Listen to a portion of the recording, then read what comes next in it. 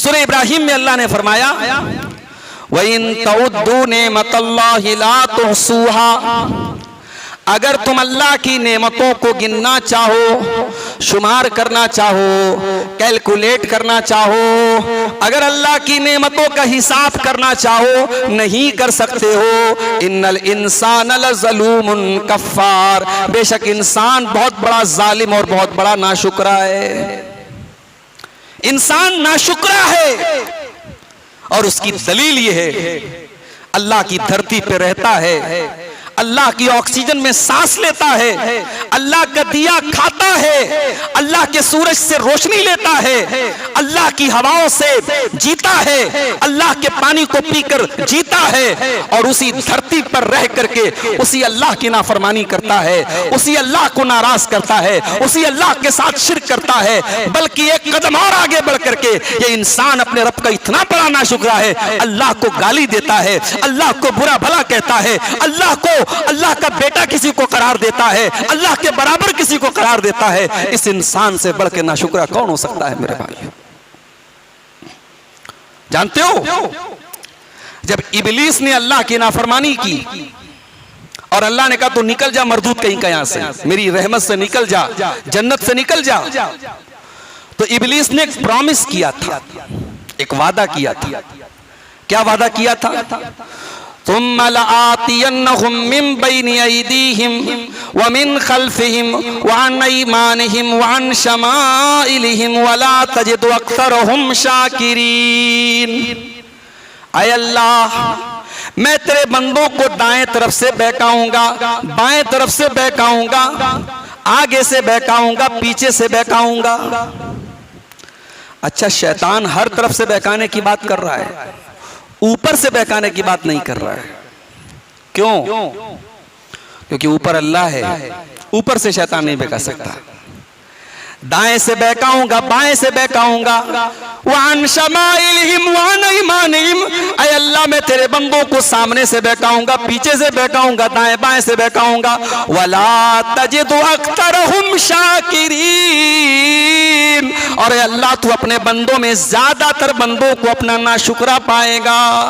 तेरा खाएंगे, तेरी रहमतों में जिंदगी गुजारेंगे, तेरी दी हुई जिंदगी से फायदा उठाएंगे और तेरी ही नाशुक्री करेंगे। तुझे छोड़ करके किसी और की इबादत करेंगे, तुझे छोड़ करके किसी और के आगे माथा झुकाएंगे। ये शैतान ने वादा किया था और शैतान अपने इस वादे में कामयाब हो गया। अल्लाह ने फरमाया सूरह सबा के अंदर, वलक़द सद्दक़ अलैहिम इब्लीसु ज़न्नहु फत्तबऊहु इल्ला फ़रीक़म मिनल मुअमिनीन। इबलीस ने मेरे बंदों के बारे में जो गुमान किया था, जो सोचा था, इबलीस का गुमान तो सही निकल गया, इबलीस की सोच तो सही निकल गई। इबलीस की ज्यादातर लोगों ने इबलीस की पैरवी की, ईमान वाले मुट्ठी भर ईमान वालों को छोड़ करके ज्यादातर लोगों ने इबलीस की पैरवी की, इबलीस की बात मान ली। और अगर उसका नमूना आपको देखना हो मेरे भाई, आप अपनी इसी मस्जिद में फजर की जमात में आ जाएं। आप पूरा गांव अल्लाह के दिए हुए रिस्क से फायदा उठा रहा है, अल्लाह की अनगिनत नेमतें हर इंसान फायदा उठा रहा है, मगर आप फजर की नमाज में आ जाएं, इतना बड़ा गांव है, मस्जिद पूरी भरी है, मुट्ठी भर लोग आपको फजर की नमाज में मिलेंगे। अब कुरान की आयत को याद कर लो, अल्लाह कह रहा है वलक़द सद्दक़ अलैहिम इब्लीसु ज़न्नहु, इबलीस ने अपने गुमान को सच्चा कर दिखाया और इबलीस की बात सब लोगों ने मान ली। मुट्ठी भर लोगों को छोड़ करके आज अल्लाह का शुक्र अदा करने वाले और अपने दिन की शुरुआत अल्लाह की बारगाह में सजदा करने वाले आपको मुट्ठी भर लोग मिलेंगे और ज्यादातर लोग ख्वाब खरगोश के मजे लूट रहे हैं और सो रहे हैं और जिस मालिक की नेमतों में फायदा उठा रहे हैं उस मालिक का शुक्र तक अदा नहीं करते मेरे भाइयों। इस वक्त मुल्क में इलेक्शन का माहौल चल रहा है, हर वक्त हर तरफ जहां जाओ लोग इलेक्शन पर बातें कर रहे हैं, कौन जीतेगा, कौन हारेगा, कैसी हुकूमत आएगी।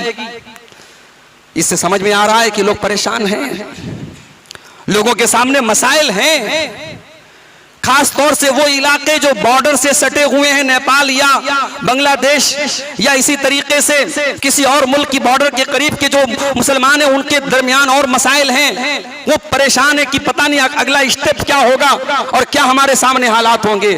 तो बातें हो रही हैं, सियासत की बातें हो रही कि साहब कैसी हुकूमत आएगी, कौन लोग आएंगे। मैं बनारस का रहने वाला हूं। बनारस में मुसलमानों में अगर हमें यह कह दें कि 80% मुसलमानों का कारोबार बनारस में साड़ी का कारोबार है। 80% मुसलमानों का कारोबार कपड़े का कारोबार है। साड़ी तैयार करते हैं, कपड़ा तैयार करते हैं। और आप यकीन करें कि पिछले कुछ महीनों से नहीं बल्कि कुछ सालों से आप कह लीजिए बनारस का साड़ी का कारोबार बहुत ही ज्यादा परेशानी में और खसारे में गुजर रहा है। पूरा का पूरा मोहल्ला, मेरे अपने मोहल्ले से कई हजार नौजवान पिछले 2 महीने से बेंगलोर चले गए, सूरत चले गए, क्योंकि 2 वक्त की रोटी का इंतजाम भी नहीं हो पा रहा है। बनारस में रह करके उनकी रोजी रोटी का इंतजाम नहीं हो पा रहा है।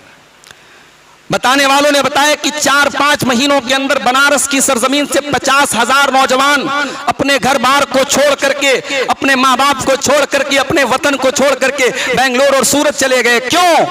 रोजी रोटी के लाले पड़ रहे हैं, 2 वक्त की रोटी का इंतजाम भी नहीं हो पा रहा है। मेरे प्यारे साथियों, ये हालात आज क्यों पैदा हुए, कभी इस पर भी आप गौर कीजिए। कल तक जहां बड़ा अच्छा कारोबार चला करता था और लोग बेहतरीन पैसा कमाया करते थे, रोजी रोटी का कोई मसला नहीं था, आज वहां इतना बड़ा मसला कैसे पैदा हो गया? हम दुनिया की चीजों पर भी गौर करें, हम दुनियावी असबाब के ऊपर भी गौर करें और हम दीनी एतबार से भी सोचे, हम आखिरत के एतबार से भी सोचे कि कहां हमारे अंदर कमी पैदा हो रही है, कहां पर पानी मर रहा है, कहां हमसे कोताही हो रही है। अल्लाह कुरान में एक वाकया बयान करता है।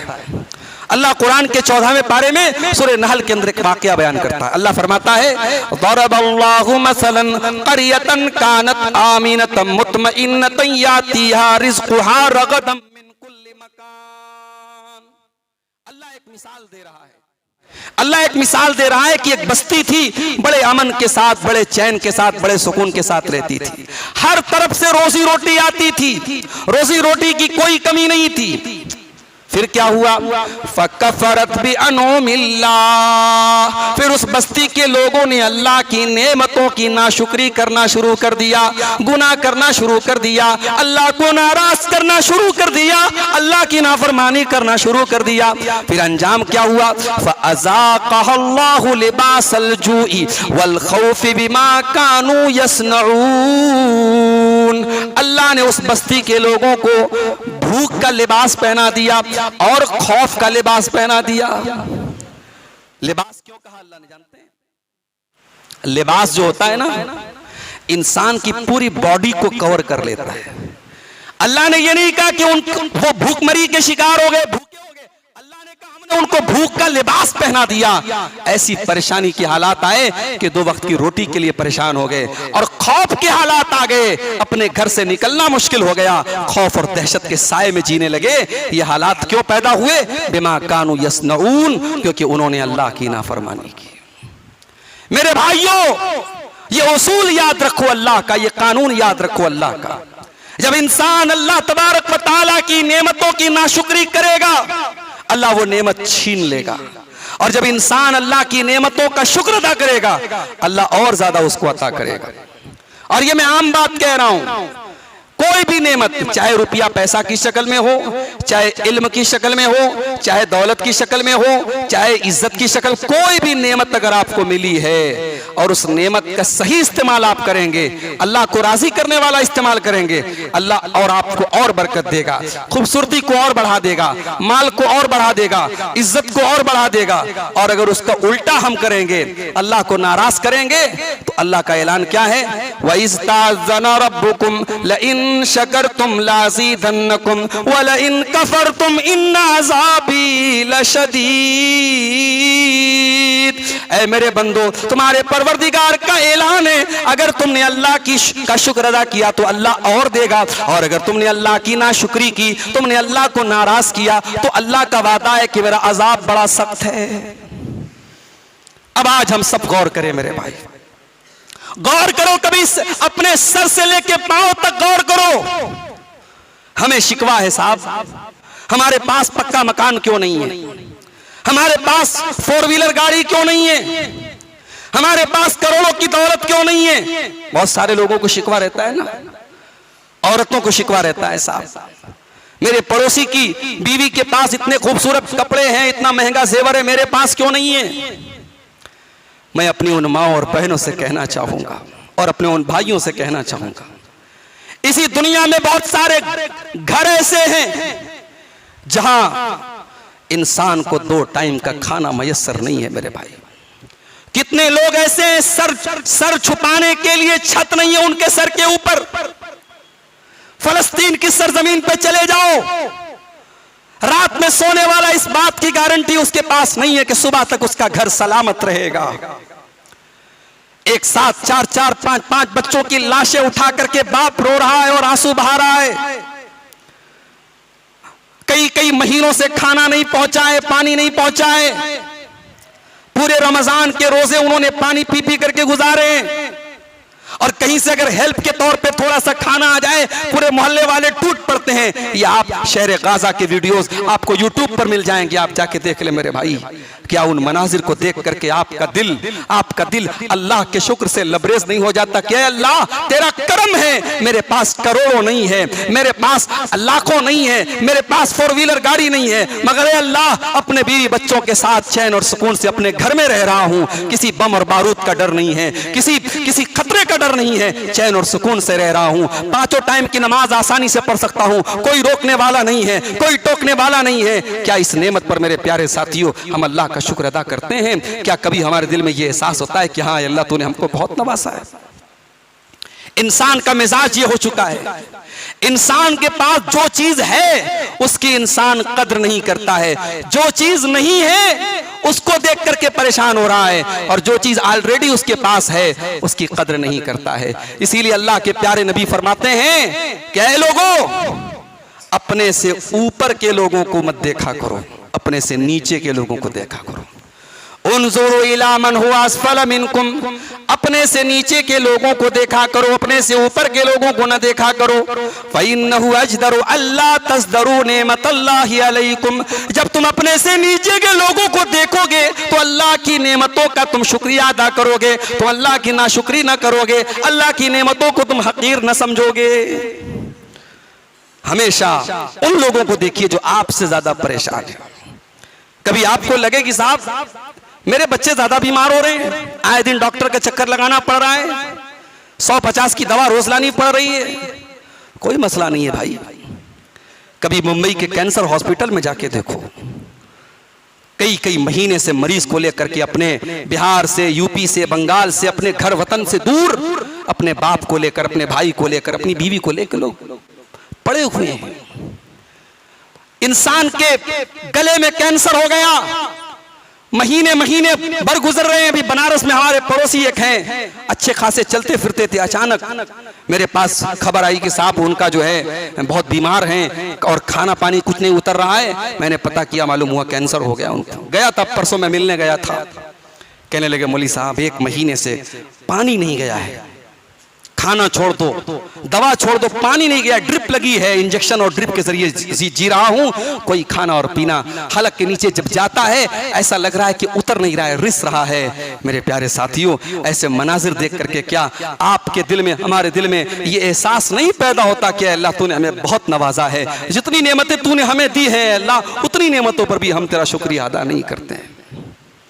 मेरे प्यारे साथियों, आज जिस तरीके की मुसीबतें भी हमारे ऊपर आ जाएं, चाहे वो जालिम हुकूमत की शक्ल में आ जाए, चाहे वो महंगाई की शक्ल में आ जाए, चाहे वो कहत साली की शक्ल में आ जाए, चाहे वो कोई परेशानी की शक्ल में आ जाए, अल्लाह कुरान में क्या फरमाता है?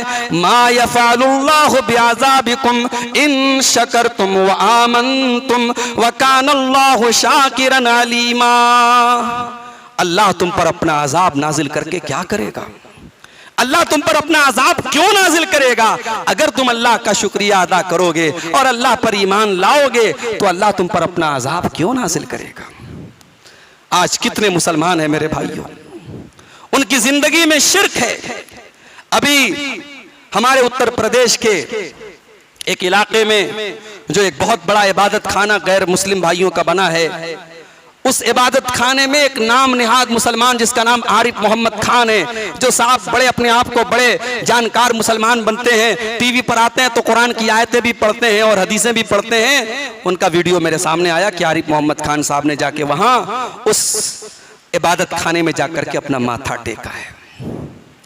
जरा सी लालच के लिए, जरा से नाम के लिए, जरा सी शोहरत के लिए और जरा सी दुनिया की कुर्सी के लिए आज इंसान अपने अकीदे और अपनी तौहीद से भी मेरे भाइयों समझौता करने को तैयार है और गैरुल्लाह के दर पे जाके सर झुकाता है।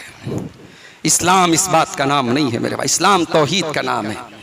इस्लाम में कोई मिलावट नहीं चलेगी, तौहीद में कोई मिलावट नहीं चलेगी। अल्लाह को पक्की तौहीद चाहिए, खालिस तौहीद चाहिए। अला लिल्लाहि दीनुल खालिस, अल्लाह को खालिस इबादत चाहिए। अल्लाह की इबादत में किसी को कोई मिलावट नहीं कर सकते हम। इसीलिए पांचों टाइम की नमाज में, हर नमाज की हर रकात में हम बार बार अल्लाह के सामने ये वादा करते हैं, इय्याका नअबुदु व इय्याका नस्तईन, ऐ अल्लाह हम तेरी ही इबादत करते हैं और तुझ ही के सामने हाथ फैलाते हैं। हमारा मुश्किल कुशा तू, हमारा करीब नवाज तू, हमारा बंदा नवाज तू, हमारा दस्तगीर तू, हमारा गौसे आजम तू, हमारी बिगड़ी बनाने वाला तू, हमारा मुश्किल कुशा तू। मगर आज आप जाके देख लें, मुसलमान या अली मुश्किल कुशा का नारा लगाता है। मुसलमान अपनी दुकान का नाम रखता है KGN ख्वाजा गरीब नवाज। किसी अल्लाह के नेक बंदे को गरीब नवाज कह दिया गया, किसी अल्लाह के नेक बंदे को दस्तगीर कह दिया गया, किसी अल्लाह के नेक बंदे को मुश्किल कुशा कह दिया गया। आज अल्लाह का हक और अल्लाह का इख्तियार अल्लाह के बंदों को दिया जा रहा है। मेरे भाइयों, इससे बढ़ के अल्लाह की नाशुक्री क्या हो सकती है। कुरान करीम में एक सूरत है सूरह सबा। सूरह सबा में अल्लाह ताला ने एक बस्ती का जिक्र किया है जिसका नाम सबा था।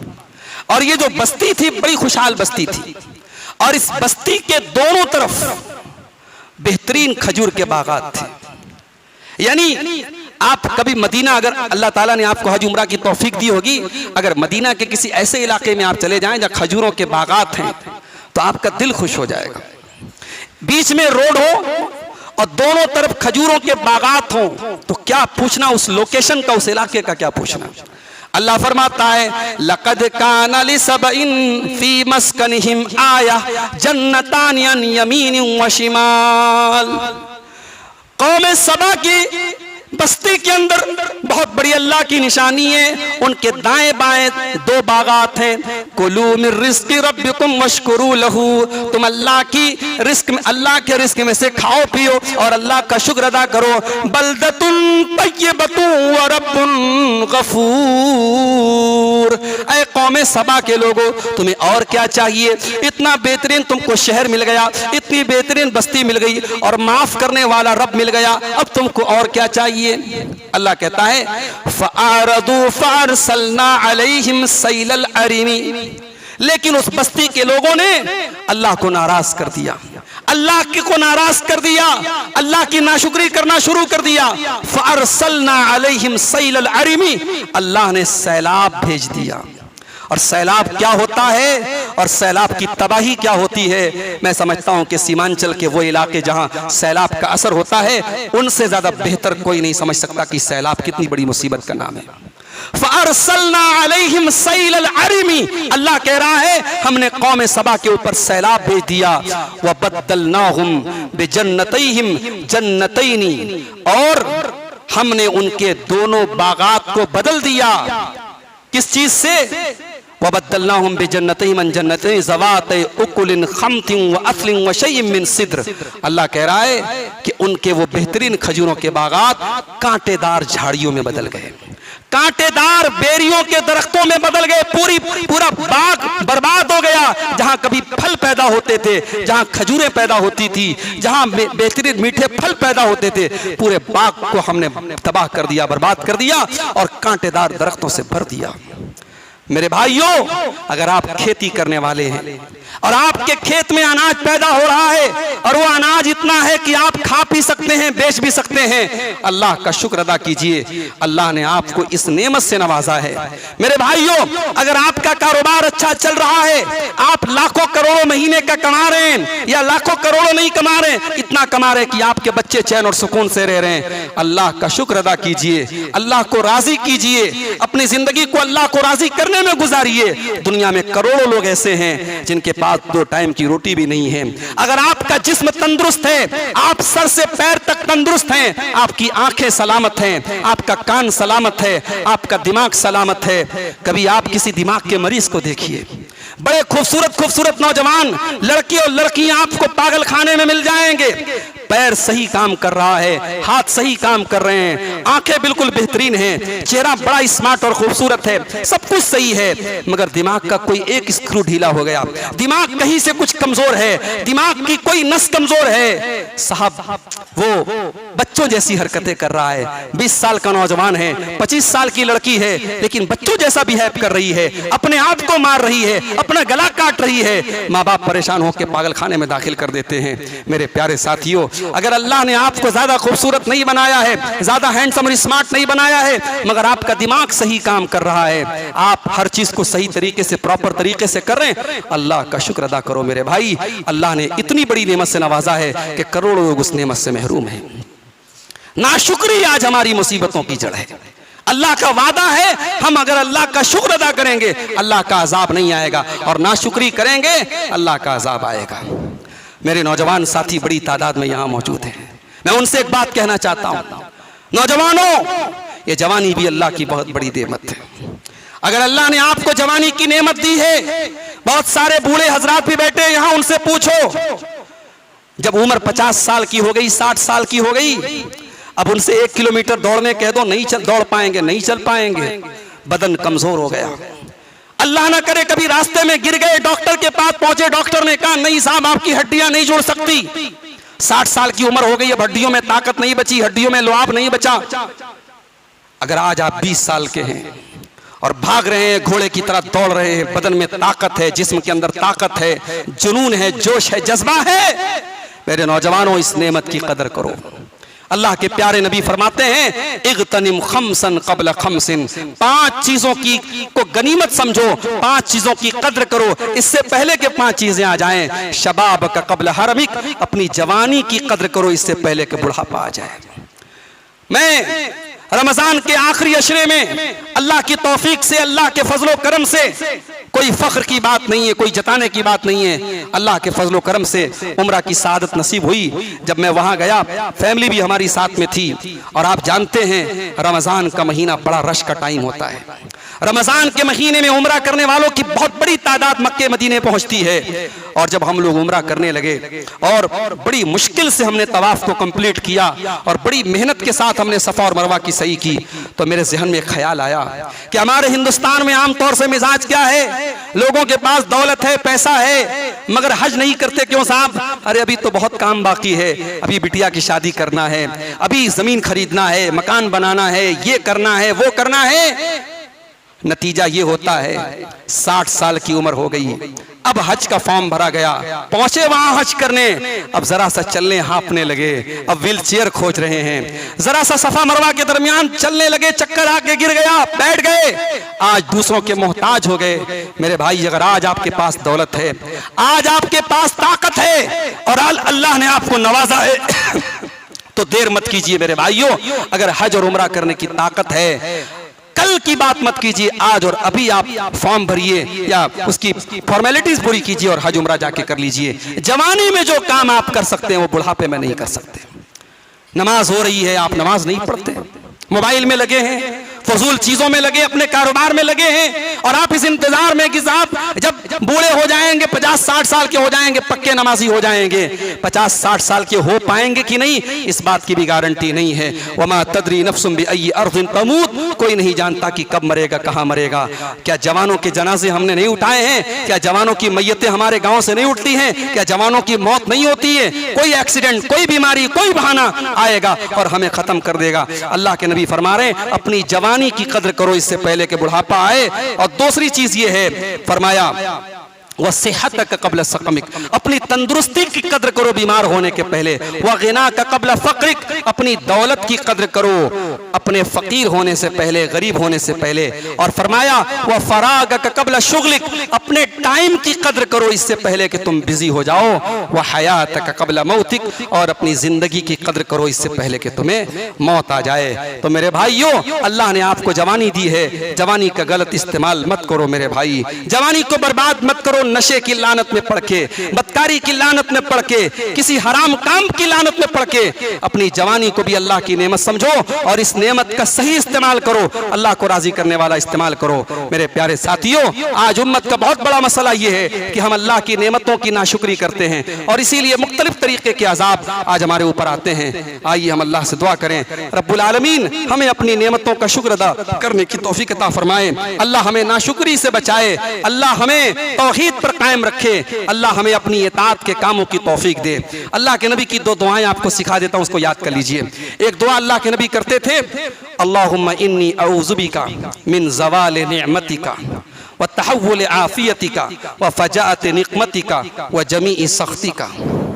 आय अल्लाह, मैं तेरी पनाह चाहता हूं तेरी नेमत के बर्बाद हो जाने से और तेरी आफियत के बदल जाने से और अचानक तेरा अजाब आ जाने से और तेरी हर किस्म की नाराजगी से।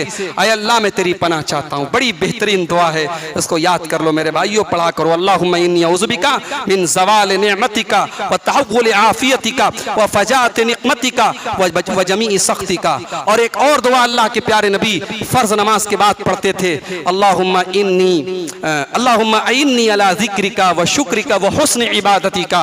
आय अल्लाह, तू मेरी मदद फरमा कि मैं तेरा जिक्र करूं, मैं तेरा शुक्र करूं और आय अल्लाह मैं बेहतरीन तरीके से तेरी इबादत करूं। ये दो दुआएं मेरे भाइयों याद रखें और कोशिश करें, परेशानी में भी अल्लाह का शुक्र अदा करें, बीमारी में भी अल्लाह का शुक्र अदा करें, कोई भी हाल आ जाए हर हाल में अल्लाह का शुक्र अदा करें, क्योंकि हर हाल में अल्लाह ने आपको बहुत सारी ऐसी नेमतें दी हैं जो करोड़ों लोगों को नहीं मिली हैं।